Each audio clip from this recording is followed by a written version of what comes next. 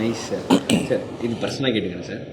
இப்போ பார்த்தீங்கன்னா சார், இந்த நான் வந்து பார்த்தீங்கன்னா இப்போ மத்தியானம்னா பிரியாணி, நைட்னா ஓகே பிரியாணி இல்லை ஃப்ரைட் ரைஸ், இந்த மாதிரி ஃபுட்டில் வந்து ஒரு கண்ட்ரோலில் அவங்க போயிட்டு இருக்கு சார். ஏன்னா அவ்வளோ கிரேவிங்ஸாக இருக்குது. ஸோ இப்போ இருக்க யங்ஸ்டர்ஸுக்கு வந்து நீங்கள் உங்கள் ஃபுட் டயட்டை லைட்டாக அப்படி காலை மாலை என்ன நீங்கள் சாப்பிட்றது தெரிஞ்சா நான் இன்னிலேருந்து அடுத்த 30 நாள் அவங்க வரும்போது கண்டிப்பாக அவங்களால முடியாது. ஏன்னா நான் வந்து உடலை வருத்துக்கிறேன்னு சொன்னால், ஆனால் என்ன வந்து போர்ஷன் இஸ் டு கோயின்ன்றது வந்து என்னுடைய ட்ரெயினர் அண்ட் டயட்டிஷியன்லாம் சொல்கிறது தான் நான் பண்ணுவேன்.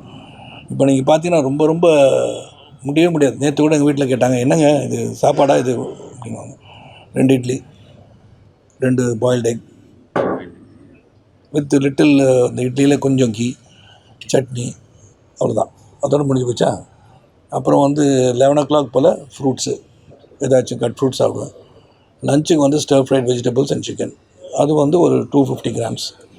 அப்புறம் 4 மணிக்கு நட்ஸு, ஃப்ரூட்ஸு முடிஞ்சு போச்சு. 7 o'clock ஒரு சூப்பு முடிஞ்சு போச்சு. இதுதான் என்னுடைய டயட். இது உங்களால் ஃபாலோ பண்ணவே முடியாது. Okay sir. இதை சாப்பிட்டு வாழ்ந்துகிட்டு இருக்கீங்களான்னு கேட்குற அளவுக்கு வந்துடும் டயட். ஆக்சுவலி கேட்கும் போதே எனக்கு கண்ணில் தண்ணி வருது, பட் இருந்தாலும் பரவாயில்ல சார். ஸோ இப்போ வந்து அப்புறம் சீட் டேஸும் நான் வச்சுக்கிறது இல்லை. அப்படியே சார்.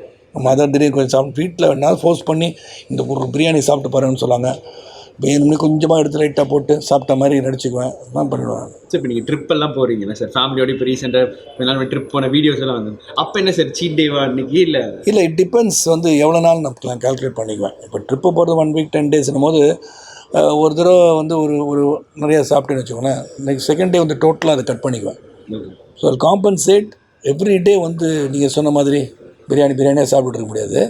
அதனால் ஏதோ கொஞ்சம் கொஞ்சமாக அப்படியே டச் பண்ணிட்டு போயிட வேண்டியதான்.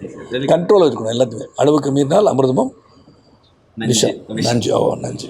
செந்தமிழிலே பேசுகிறீர்களா? சார் லைட்டாக சார்